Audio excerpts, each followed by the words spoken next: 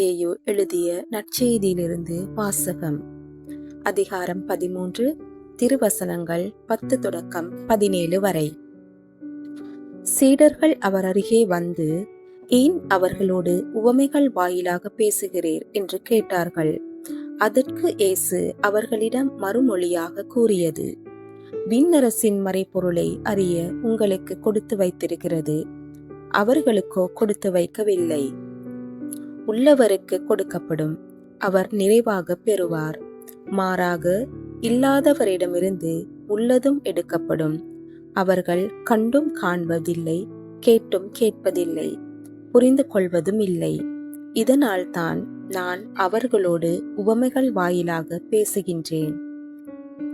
இவ்வாறு எசாயாவின் பின்வரும் இறைவாக்கு அவர்களிடம் நிறைவேறுகிறது.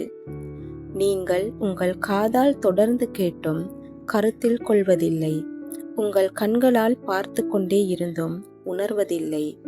இம்மக்கள் நெஞ்சம் கொழுத்து போய்விட்டது, காதும் மந்தமாகிவிட்டது.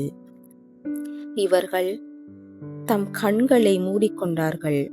எனவே கண்ணால் காணாமலும், காதால் கேளாமலும், உள்ளத்தால் உணராமலும், மனம் மாறாமலும் இருக்கின்றார்கள். நானும் அவர்களை குணமாக்காமல் இருக்கிறேன். உங்கள் கண்களோ பேறு பெற்றவை, ஏனெனில் அவை காண்கின்றன. உங்கள் காதுகளும் பேறு பெற்றவை, ஏனெனில் அவை கேட்கின்றன. நான் உறுதியாக உங்களுக்கு சொல்கின்றேன், பல இறைவாக்கினர்களும் நேர்மையாளர்களும் நீங்கள் காண்பவற்றை காண ஆவல் கொண்டிருந்தார்கள், ஆனால் அவர்கள் காணவில்லை. நீங்கள் கேட்பவற்றை கேட்க விரும்பினார்கள், ஆனால் அவர்கள் கேட்கவில்லை. இது கிறிஸ்துவின் நற்செய்தி. கிறிஸ்துவே உமக்கு புகழ்.